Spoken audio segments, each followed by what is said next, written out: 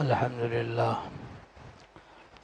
لله نحمده ونستعينه ونستغفره ونؤمن به ونتوكل عليه ونعوذ بالله من شرور أنفسنا ومن سيئات أعمالنا من يهده الله فلا مضل له ومن يضلله فلا هادي له وأشهد أن لا إله إلا الله وحده لا شريك له وأشهد أن سيدنا ونبينا ومولانا محمدا عبده ورسوله صلى الله تعالى عليه وعلى آله وأصحابه وبارك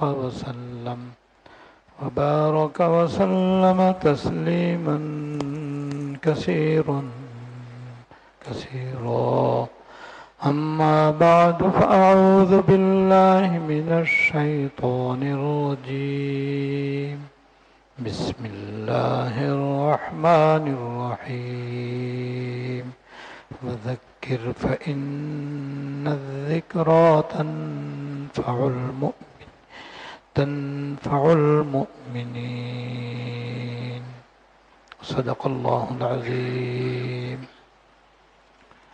میرے قابل احترام بزرگوں اور عزیزوں، سب سے پہلے ہم سب کو رمضان شریف کا مہینہ نصیب ہونے پر اور روزے رکھنے کی توفیق پر، تراویح ادا کرنے کی توفیق پر، اور بہت سے احباب کو اللہ تعالیٰ نے رمضان المبارک کے آخری عشرے کا مسنون اور نفلی اعتکاف کی بھی توفیق عطا فرمائی، اس پر اور پورے مہینے قرآن شریف کی تلاوت کرنے، تسبیحات پڑھنے، ذکر کرنے، گڑ گڑا کر دعائیں کرنے اور اللہ جل شانہ کی طرف رجوع ہونے، افطاری کرنے اور کرانے اور سحری کھانے پر شکر ادا کرنا چاہیے،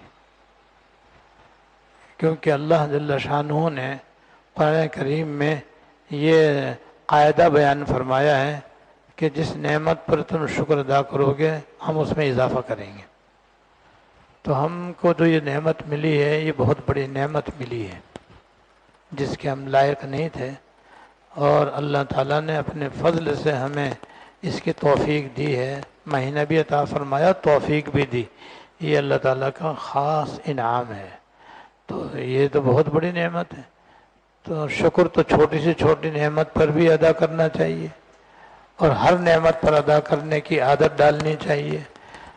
شکر سے اللہ تعالیٰ کا قرب بھی نصیب ہوتا ہے، شکر سے اللہ تعالیٰ کی رضا بھی نصیب ہوتی ہے، شکر سے جس نعمت پر شکر ادا کیا جائے اس میں اضافہ ہوتا ہے۔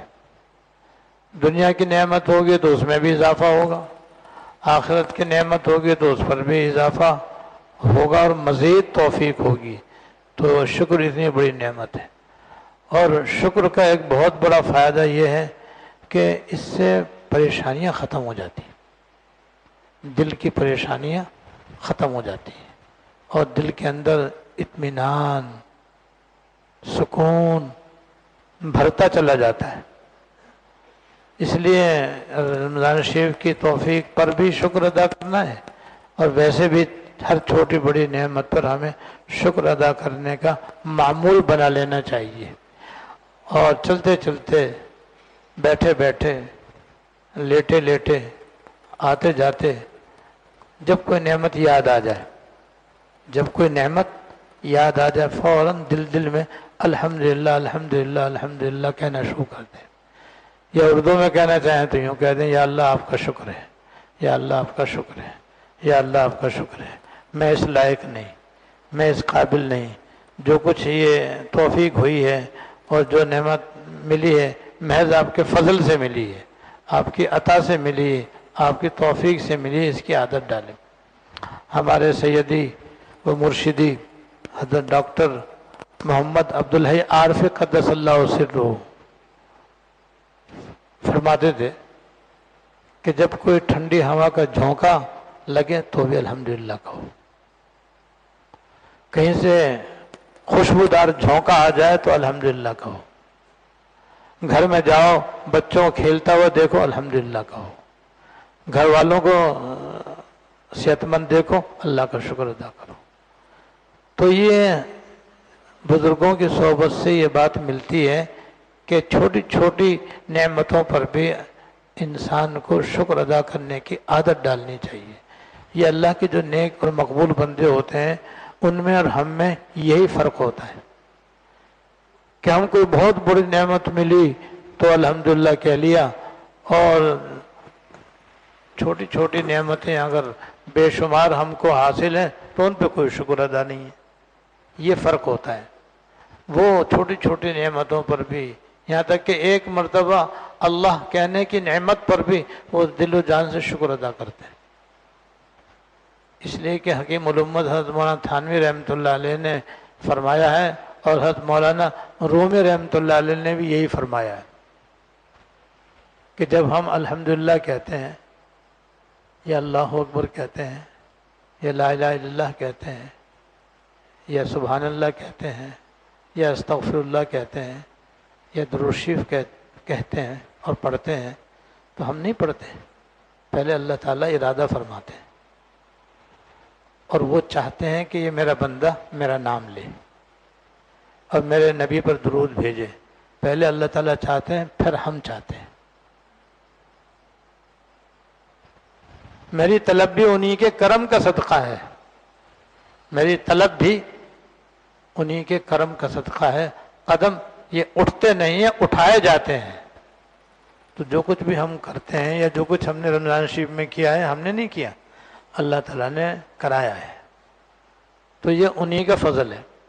اچھا کرایا انہوں نے اور نام ہمارے لگا دیتے ہیں، وہی تم نے روزے رکھے، لو بھائی یہ ثواب ہے اس کا، تم نے یہ تراویح پڑھی، لو بھائی اس کا یہ ثواب ہے، بھائی تم نے تلاوت کی، لو بھائی اس کا یہ ثواب ہے۔ کرایا انہوں نے، مگر وہ ایسے مہربان ہے کہ اپنا احسان بھی نہیں جتاتے۔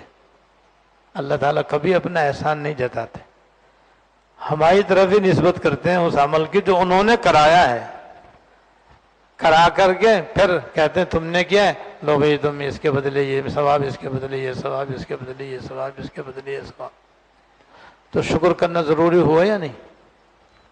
لہذا آج یہ سبق ہم لے کر کے جائیں اور زندگی بھر کے لیے یہ سبق لے کر کے جائیں کہ ہمیں جو اللہ تعالیٰ نے نعمتیں دے رکھی ہیں، دین کی بھی دے رکھی ہیں، دنیا کی بھی دے رکھی ہیں، ظاہر کی بھی دے رکھی ہیں، باطن کی بھی دے رکھی ہیں، اور بے شمار دے رکھی ہیں۔ یوں کہنا چاہیے کہ ہم اللہ تعالیٰ کی نعمتوں میں ڈوبے ہوئے ہیں، یا یوں کہنا چاہیے کہ بارش کے قطروں کی طرح اللہ تعالیٰ کی رحمتیں ہم پر برس رہی ہیں، نعمتوں کی بارش ہم پر ہو رہی ہے۔ ہر آدمی اس وقت کیسی تکلیف کی حالت میں ہو، نعمتی نعمتیں اس کو میسر ہیں۔ ہمیں اور آپ کو تو اس کا احساس ہوتا نہیں ہے، اللہ تعالیٰ ہمیں یہ احساس بھی عطا فرماتے ہیں۔ بزرگوں سے یہ بات حاصل ہوتی ہے۔ دارالعلوم دیوبند میں صدر مدرس تھے حضرت مولانا سید اصغر حسین صاحب رحمۃ اللہ علیہ، جن کو میاں صاحب کہا جاتا ہے، اور وہ وہاں پر مادرزاد ولی کہلاتے تھے۔ اور مادرزاد ولی وہ ہوتا ہے کہ بچپن ہی سے نیک ہو اور گناہوں سے بچنے والا ہو، برائیوں سے دور رہنے والا ہو۔ تو یہ بچپن میں بھی نیک تھے، نوجوانی میں بھی نیک تھے، جوانی میں بھی نیک تھے، بڑھاپے میں بھی نیک تھے، ایسے کو مادرزاد ولی کہتے ہیں۔ یہ صاحب کشف و کرامات بھی تھے۔ تو ایک مرتبہ بیمار ہو گئے تو ہمارے حضرت بانی دارالعلوم کراچی، مفتی اعظم پاکستان حضرت مولانا مفتی محمد شفیع صاحب رحمۃ اللہ علیہ عیادت کے لیے تشریف لے گئے۔ جب گئے تو دیکھا کہ وہی میاں صاحب کو تو بہت زبردست بخار ہو رہا ہے، اور بالکل بخار کی گرمی کی وجہ سے انگارہ بنے ہوئے ہیں، جیسے 104 بخار میں آدمی کا عام طور پر حال ہوتا ہے، اللہ بچائے اللہ بچائے، تو بالکل انگارہ ہو رہے ہیں۔ تو حضرت کہتے ہیں میں حاضر ہوا. میں نے کہا حضرت کیسی طبیعت ہے؟ اب جواب سنو حضرت کا. اللہ کا شکر ہے میرے ہاتھ صحیح ہیں, اللہ کا شکر ہے میرے پیر صحیح ہیں, اللہ کا شکر ہے میرا دماغ کام کر رہا ہے, اللہ کا شکر ہے میرا پیٹ صحیح ہے, اللہ کا شکر ہے دل صحیح ہے, اللہ کا شکر ہے جگر صحیح ہے, اللہ کا شکر ہے سب کچھ صحیح ہے, تھوڑا سا بخار ہے. اللہ تھوڑا سا بخار ہے بس, وہ بھی اس لیے کہ بخار بھی اللہ تعالیٰ کی نعمت ہے. وہ نعمت اس لیے کہ اس سے مومن کے گناہ معاف ہوتے ہیں. تو ہے تو تکلیف, مگر یہ نعمت بصورت تکلیف ہے. اس کا آخر میں ذکر کیا, اس سے پہلے 10 نعمتیں گنوا دی. تو یہ بزرگوں سے پتہ چلتا ہے دیکھو کہ پہلے نعمتیں بیان کر دی اور پہلے ان کا اقرار کر لیا, ان کا اعتراف کر لیا. آخر میں بندے نے چونکہ حال پوچھا تھا اس لیے مختصراً اپنا حال بھی بیان کر دیا. تو یہ سبق لے کر کے جائیں بھئی ہم یہاں سے کہ بھئی آج کے بعد سے انشاءاللہ تعالی دنیا کی نعمتوں پر بھی اللہ تعالیٰ کا ہمیشہ شکر ادا کرنے کی عادت ڈالیں گے, اور دنیا کی نعمتوں پر بھی انشاءاللہ تعالیٰ اللہ تعالیٰ کا شکر ادا کرنے کی عادت ڈالیں گے. یہ سبق لے کے جائیں گے انشاءاللہ. دوسری بات یہ عرض کرنا چاہ رہا تھا کہ اب ہم رمضان شریف تو گزر گیا الحمدللہ, اور جو کچھ اس میں ہمیں توفیق ہوئی محض اللہ تعالیٰ کا فضل ہوا. اب اس نعمت کو باقی کس طرح رکھیں؟ یہ کوئی معمولی نعمت نہیں ملی ہمیں, بڑی زبردست نعمت ہم کو نصیب ہوئی ہے. اگرچہ یہاں ہمیں اس کا احساس نہیں ہے کیونکہ ہم عالم جزا کے اندر ہیں, عالم آخرت میں نہیں ہیں. رمضان شریف کے بدلے جو کچھ ملتا ہے وہ اگر نظروں کے سامنے آ جائے تو ہمیشہ کے لیے مسجد میں اعتکاف کرنے بیٹھ جائیں. 10 دن کے لیے نہیں, ایک ماہ کے لیے نہیں, ساری زندگی کے لیے مسجد میں ہی چوکڑی مار کے بیٹھ جائیں بس کہ بھئی اب کہیں جانے ہی نہیں ہے ہمیں, تو بس رات دن اللہ ہی اللہ کرنی ہے. تو آخرت کی نعمتیں یہاں سامنے نہیں ہیں. اسے کہتے ہیں ایمان بالغیب. ایمان بالغیب اسی کا نام ہے کہ دیکھا نہیں ہے ہم نے, سنا ہے بس اس پر یقین کر لیا ہم نے. ہم اپنی آنکھ سے دیکھ کر اتنا یقین نہ کرتے جتنا بن دیکھے حضور کے فرمانے پر ہم نے یقین کر لیا ہے. تو آخرت کی نعمتیں سامنے نہیں ہیں, اس لیے ہمیں بہت زیادہ کوئی خوشی یا بہت زیادہ کوئی اس کی قدر معلوم نہیں ہوتی. لیکن یقین رکھیں کہ وہ نعمتیں ایسی ہیں کہ بالکل اس کے بارے میں جو حضور نے فرمایا ہے وہ بالکل بجا ہے کہ ما لا عین رات ولا اذن سمعت ولا خطر علی قلب بشر. کہ یہ آخرت کی جو نعمتیں ہیں ایسی زبردست ہیں, ایسی زبردست ہیں اور اس قدر زیادہ ہیں, اس قدر زیادہ ہیں کہ آج تک پوری طرح ان کو نہ کسی آنکھ نے دیکھا, نہ کسی کان نے سنا, نہ کسی انسان کے دل پر اس کا خیال گزرا. تھوڑا سا نقشہ آپ کے سامنے رمضان شریف کے اندر فضائل رمضان کے سلسلے میں بیان ہو گیا, وہ بھی آٹے میں نمک کے برابر ہے.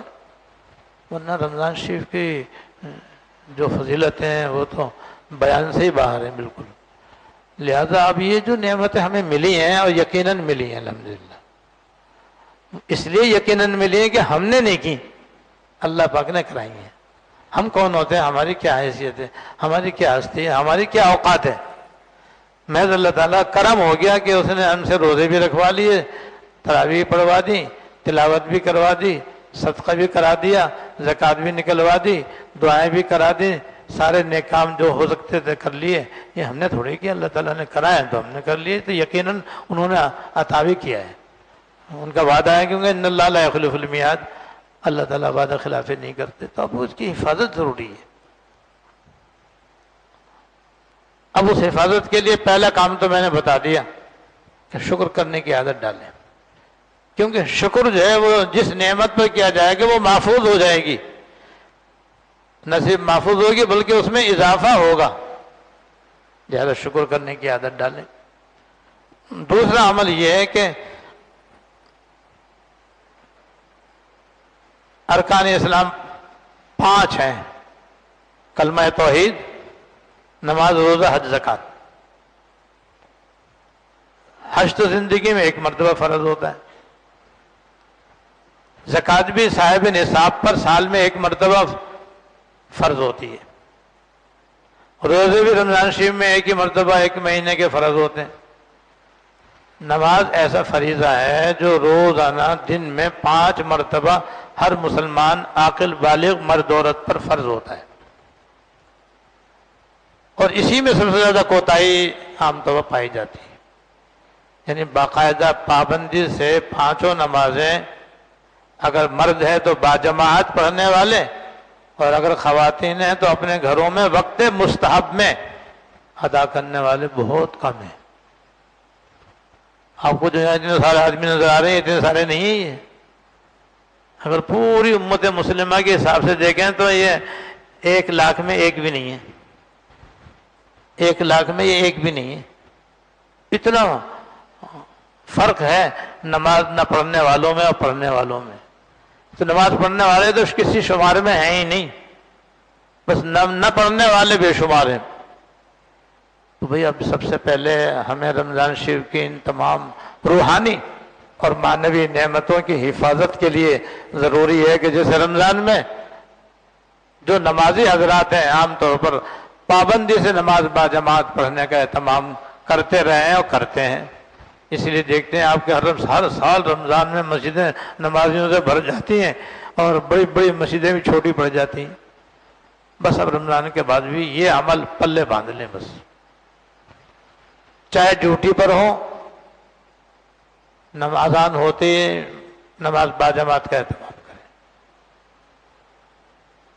چاہے اسکول کالج یونیورسٹی میں ہو، اذان ہوتے ہی سب چھڑ کر نماز باجماعت ادا کرنے کا اہتمام کریں، چاہے دکان پر ہوں، اور دکان پر یا تو دکاندار ہوگا یا ملازم یا خریدار، تینوں کے لیے حکم یہی ہے کہ اذان ہوتے ہی تینوں سب کام چھاڑ کر باجماعت نماز ادا کرنے کا اہتمام کریں۔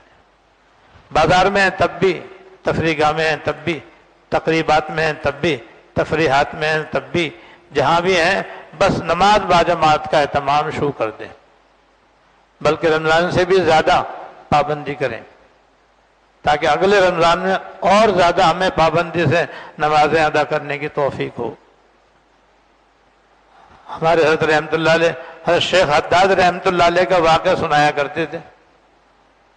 حداد کے معنی لوہار کے آتے ہیں، وہ بزرگ تھے، لوہاری تھے، لوہاریا کام کرتے تھے، یعنی دن بھر بھٹی کے اندر لوہا گرم کر کے اور آئرن پہ رکھ کر کے ہتھوڑے سے اس کو کوٹ پیٹ کر مختلف چھری، چاقو، قینچی اور دراتی اور کانٹے وغیرہ بنا کر کے وہ بیچا کرتے تھے، اور بیچ کر اپنا گزارا کرتے تھے۔ تو حضرت فرماتے ہیں ان کا یہ حال تھا کہ انہوں نے بھٹی میں سے سریا نکالا جو انگارے کی طرح لال ہے، اور انہوں نے ہتھوڑا یوں اٹھایا اس کو پیٹنے کے لیے اور کوٹنے کے لیے۔ اب یہاں اٹھایا تھا کہ اذان کی آواز کان میں آ گئی تو اسے پیچھے چھوڑ دیا کرتے تھے، ایک مار بھی نہیں لیتے تھے اس کی۔ حالانکہ وہ ادھر بھی تو پھینک ہی رہے ہیں نا، وہ چھوڑ رہے ہیں تو پیچھے گرا رہے ہیں، تو یہاں بھی تو مار سکتے ہیں، گرنے سے مارنے میں زیادہ وقت کم لگے گا۔ لیکن جب حی علی الصلاح کی آواز سن لی، حی علی الفلاح کی اذان سن لی، تو اب ایک بار ہتھوڑے کی مار بھی لینا گوارا نہیں فرماتے تھے۔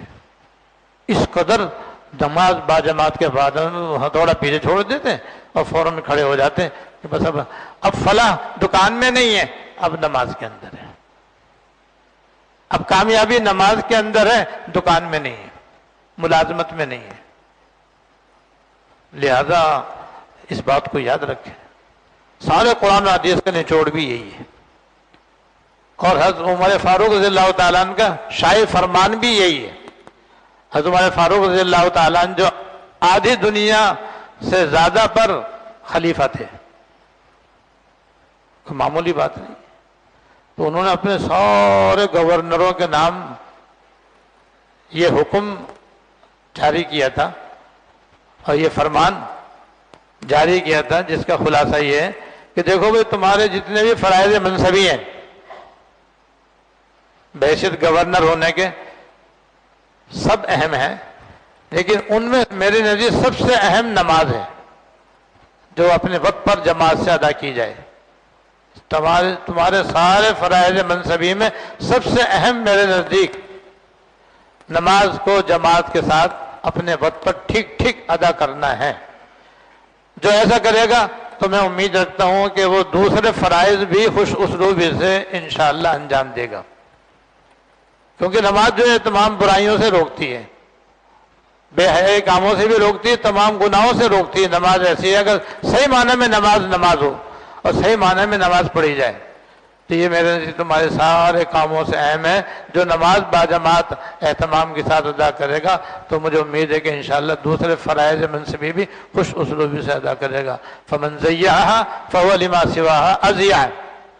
اور جس نے نماز کو ضائع کر دیا، جماعت سے نہیں پڑھی، اپنے وقت پر نہیں پڑھا، سنت کے مطابق نہیں پڑھی، تو پھر وہ دیگر فرائض اور زیادہ ضائع کرے گا، اور زیادہ اس کے اندر وہ کوتاہی کرے گا. تو اتنی اہم چیز ہے یہ. اس لیے ہم سب یہ دوسرا سبق لے کر کے یہاں سے جائیں کہ بھئی اب آج کے بعد سے ہماری جماعت نہیں نکلے گی، ہم مسبوق نہیں ہوں گے انشاءاللہ تعالی. بھئی کبھی مسبوق بن گئے، کبھی پوری نماز پڑھی، یہ تو کوئی نماز پڑھنا نہیں ہے.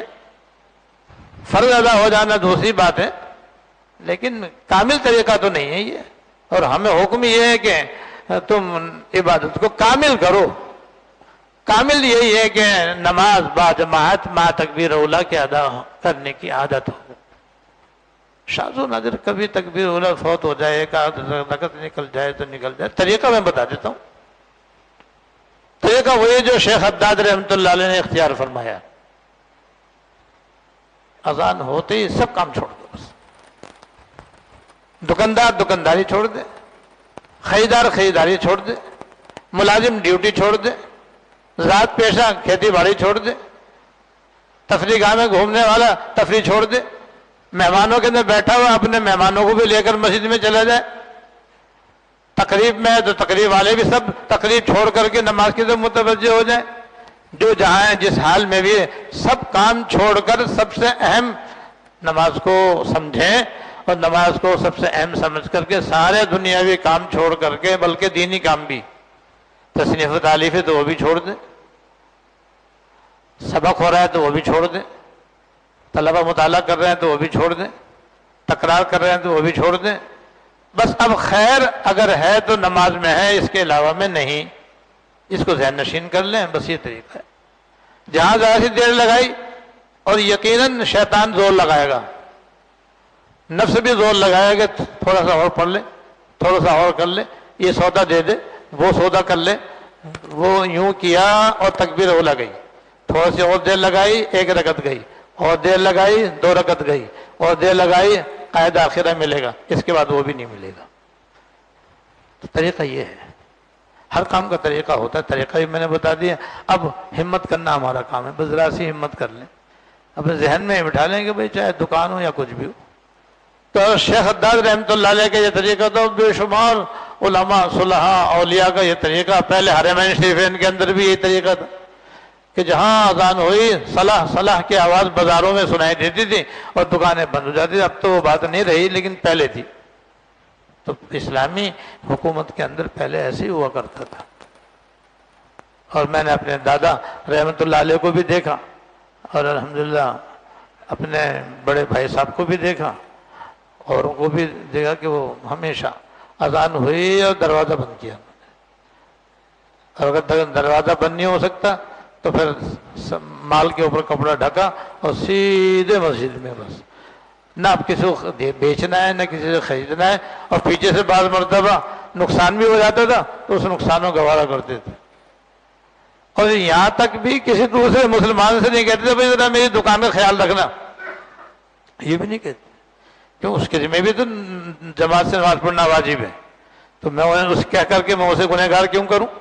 سبحان اللہ. تو وہی کرنے والے اس طرح کر سکتے. انہوں نے بھی دکانداری کی، سوداگری کی، انہوں نے بھی.